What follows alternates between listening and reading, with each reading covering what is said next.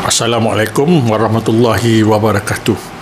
Hari ini kita bersama eksklusif Profima, kita mendatangkan saudara Mansur Putih yang kata orang mungkin kita dengar melalui penulisan-penulisan dia, kritikan-kritikan dia yang memanahkan suasana industri.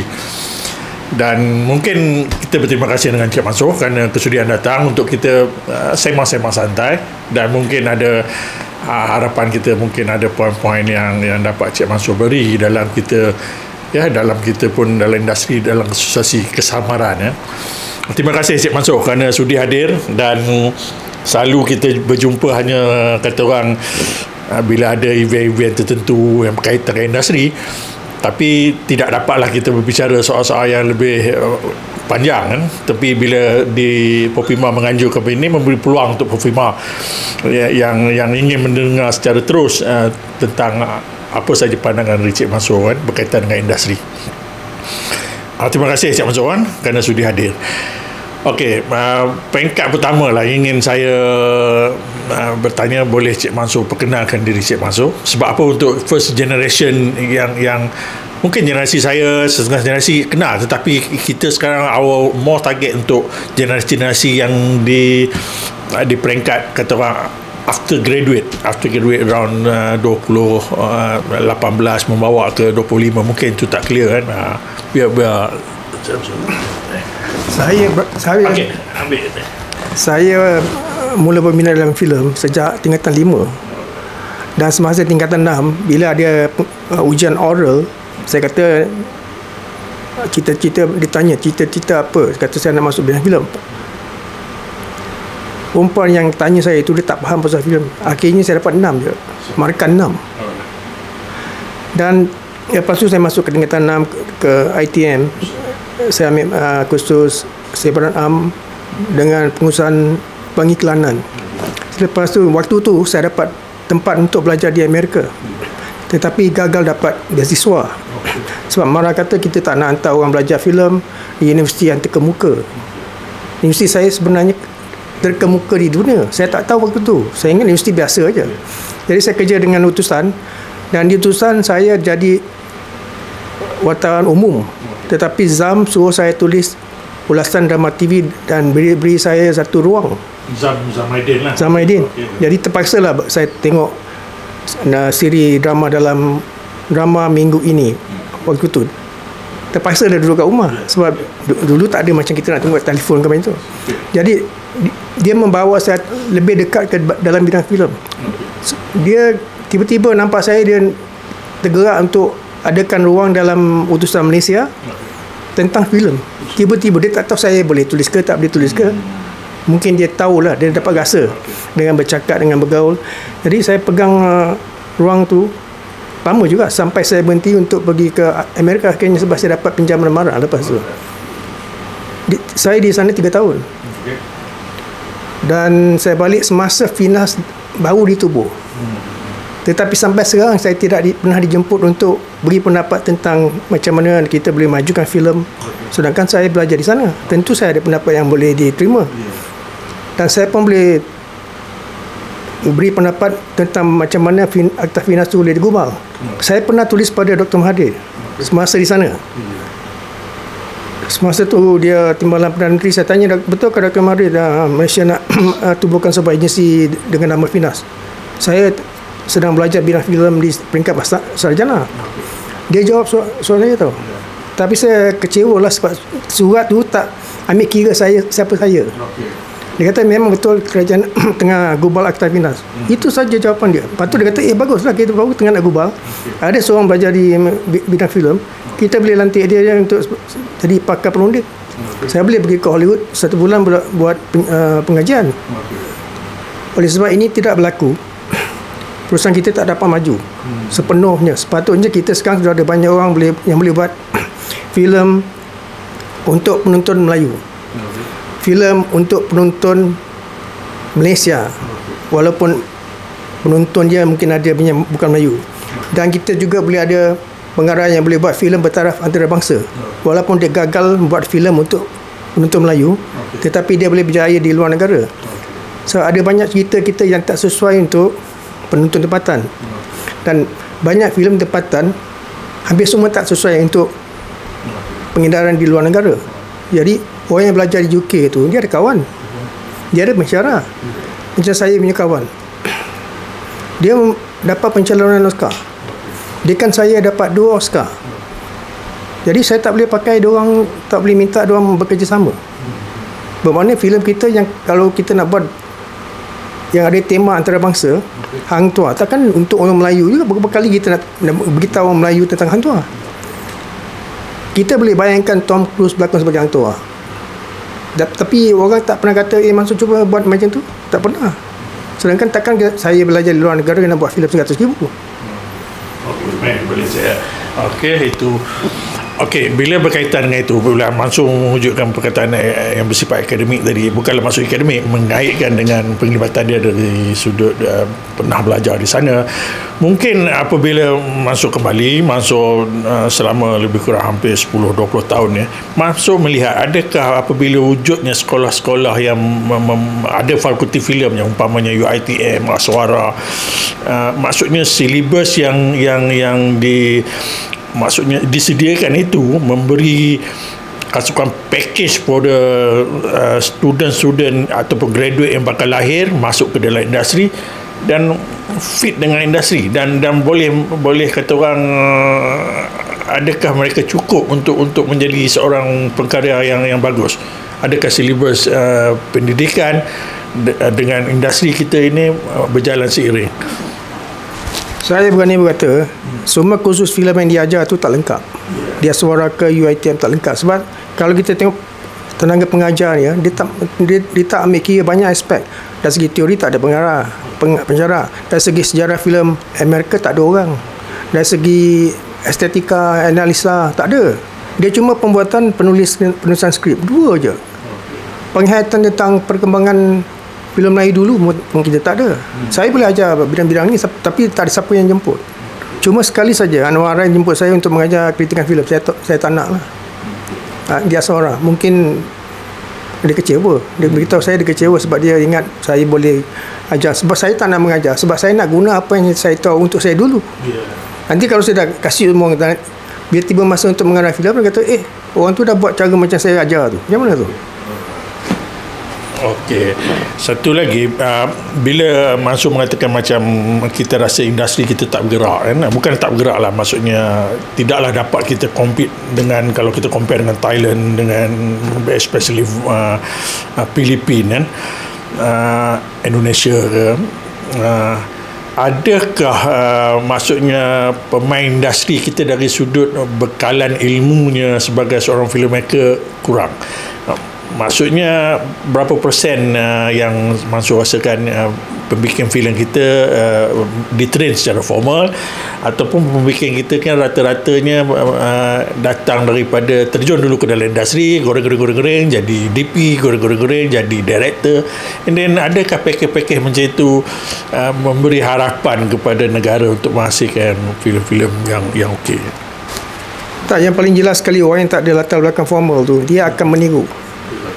Dia nampak apa yang dia buat di Hollywood yang berjaya, dia akan tiru. Kadang-kadang tajuk dia sama, dia tukar aja. Sama juga zaman Piramli dulu, dia tak ada latihan formal. Jadi dia belajar daripada menonton orang lain, bukan dapat ilham, meniru bulat-bulat. Dengan tajuk pun Istana Berdarah daripada Throne of Blood, Jiran Sekampung dari filem apa tu, Peyton Place. Tapi kalau orang penonton tak pernah tengok filem yang ditiru tu, orang kata bagus lah. Tapi kalau untuk kita kata ini tiruan 100%, bermakna dia filem photostat je.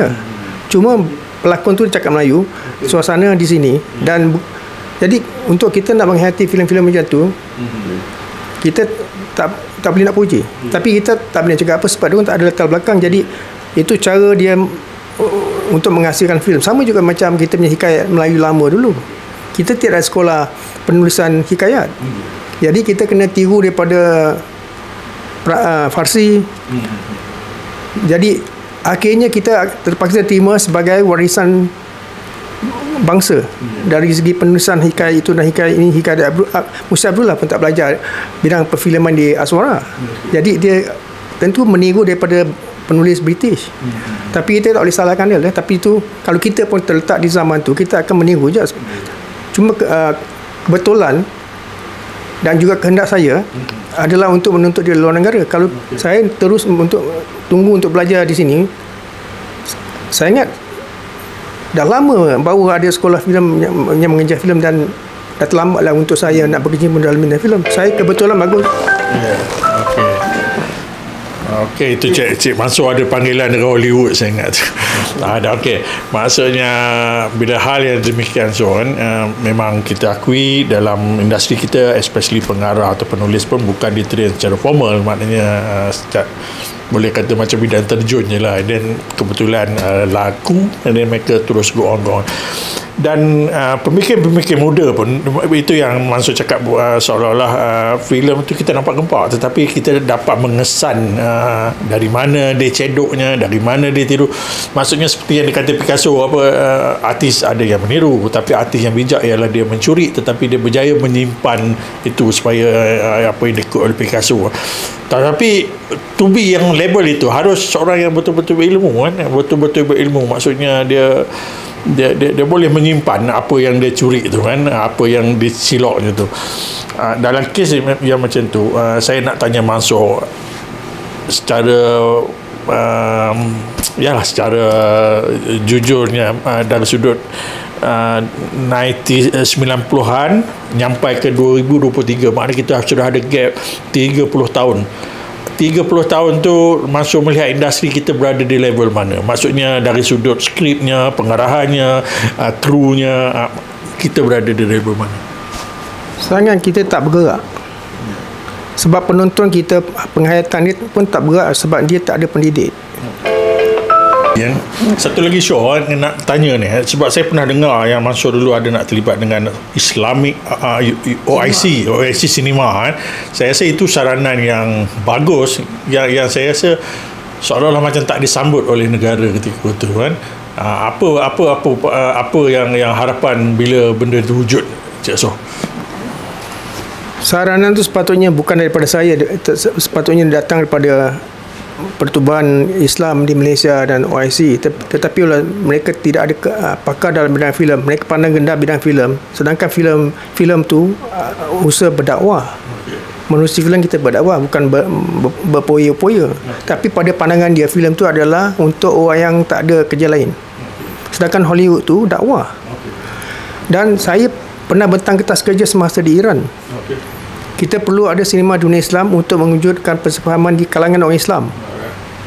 Sebab selepas kalau kita dapat persefahaman sesama sendiri, baru kita boleh buat persefahaman dengan bukan Islam. Dan tapi masalahnya sekarang setiap negara nak wujudkan persahabatan bagi negara dengan satu negara. Negara ini dengan negara tu. Akhirnya dunia Islam masih tak kukuh dan tidak bersatu. Jadi kalau kita nak pakai slogan kata orang Islam bersatu, negara Islam mesti bersatu, itu akan menjadi slogan sampai bila-bila pun, kiamat. Sepatutnya mereka tidak boleh guna slogan, mereka mesti panggil profesional dalam banyak bidang, telekomunikasi, filem, teater, seni, untuk menggunakan benda-benda ni dengan yang boleh menarik semua perhatian semua orang terlibat. Dan bidang filem adalah yang paling berkesan sebab dia melibatkan banyak bidang seni. Dan cadangan saya untuk negara Islam wujudkan sinema Islam tu terkeluar daripada kemampuan saya. Itu pemimpin punya pendapat tu sepatutnya. Tetapi mereka tidak berupayaan untuk meluahkan pandangan macam tu. Saya keluarkan dan disiar dalam surat khabar Yaman. Pernah disiar dalam surat khabar Yaman. Saya tulis satu artikel semasa saya di sana. Saya tulis dalam telefon, saya hantar kepada Yaman Times. Dia siar sebelum saya balik. Saya ada keratan tu lagi. Tapi sepatutnya kalau benda tu disiar hitam putih, tentu ada orang baca. Tapi kalau dia baca pun dia tak faham.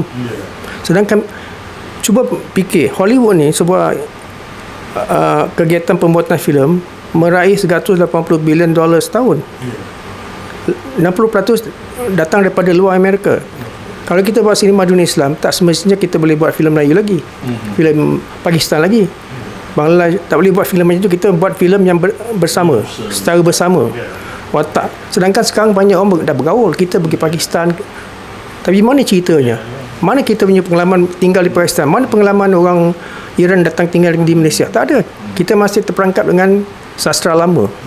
Jadi sastra dengan pembangunan sastra dunia Islam dengan pembangunan sinema dunia Islam berkait rapat. Tapi orang tak nampak tu. Orang anggap sastra tu lain, filem tu lain. Itu satu lagi, apabila kita melihat filem-filem barat yang mewujudkan Islamofobia kan, tidak ada counter daripada mungkin ada satu dua lah filem-filem di Mesir di mana saya tengok yang cuba counter balik tentang what Islam itu sendiri kan. Dalam konteks yang macam ni, apa yang Mansur nampak yang script writer, director, as a producer harus bergerak ke arah ni?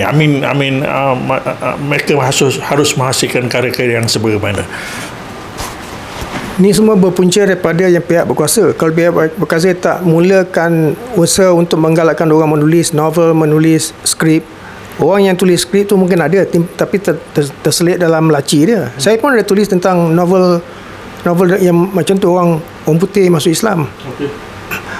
Orang macam tu, tema baru yang kita boleh perkenalkan, tapi setakat tulis lah. Siapa yang boleh tak, dia mesti ada dasar negara supaya filem yang tidak dibuat tu bukan filem tiruan 100%. Kita ada cara kita untuk buat filem, sama macam kita ada cara untuk makan, ada yang halal ada haram.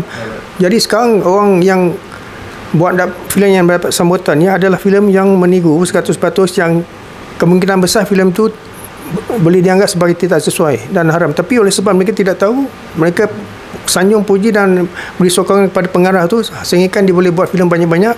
Dan sedangkan kita masuk bidang filem dengan niat yang lebih baik, dengan mendapat pengajian formal, tetapi tidak ada sistem yang boleh menyerap kita. Sedangkan dulu ada sistem studio yang menyerap P. Ramlee tidak kata saya pandai buat filem.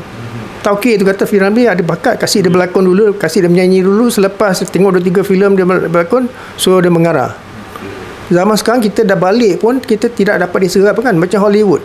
Steven Spielberg tak boleh buat filem kalau tidak ada Hollywood. Sistem tu yang melahirkan orang. Kalau Steven Spielberg tu Muhammad Spielberg Abdullah daripada Keramat, dia akan buat filem untuk RTM je. Okey. Kalau kita menyelak kembali kepada dasar kebudayaan nasional kan, yang pernah dulu diwar-warkan, dan adalah kata orang time tu gerakan dari sudut visual artnya ke dari sudut kesusastraan yang bangkit, tapi itu hilang. Sekarang ni bila kita bertanya soal dasar filem nasional, adakah kita ataupun Finas sendiri yang merangka ke arah itu supaya jelas, supaya pemain mempunyai guide dalam kita kata orang membongkar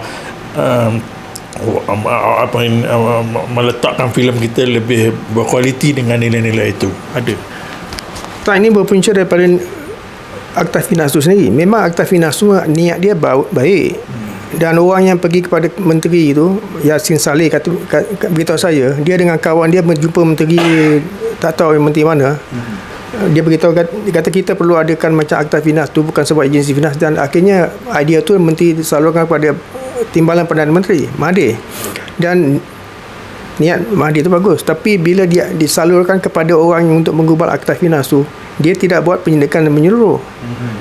Dia tak pernah panggil orang yang belajar di UK. Suhaimi Baba pun tak pernah panggil. Saya pun dia tak pernah jemput. Sekurang-kurangnya dia panggil satu mesyuarat supaya kita kasih idea, dan dia boleh jadikan asas sebagai pembentuk pengumbalan Akta Finas. Kalau ini mereka sudah buat, saya cakap tadi, sekarang kita sudah ada berpuluh-puluh Oscar yang kita boleh menang, sebab kita ada cerita yang orang Amerika tak boleh tulis, dan cerita yang dia terbit untuk sebagai filem adalah filem yang diulang-ulang. Indiana Jones, Spielberg tak ada idea lain. Orang yang saya kenal banyak pengarah filem di Amerika tu, mereka tak boleh berkembang sebab dia berada dalam dan dibesarkan di dalam sebuah negara saja. Dia tak kenal negara kita, jadi dia tak tahu macam mana dia boleh berserapkan kita punya cerita dengan cerita dia. Takkan dia tak nampak orang Amerika datang ke sini, takkan dia tak nampak sukarelawan Amerika Peace Corps datang kerja kat sini, akhirnya kahwin orang Melayu, tinggal kat Hawaii. Saya kenal satu orang Melayu, perempuan, lelaki tu tinggal di rumah Dia Pisco, saya ingat dia pelik jugalah. Dia makan macam orang Melayu. Tiba-tiba bila dia balik kampung, dia datang balik, dia kahwin, dia bawa balik pergi Hawaii. Cerita tu tak bagus lah. Jadi asasnya adalah Akta Finas. Mahathir dah lepas tangan. Takkan dia nak jaga sampai sekarang Akta Finas tu.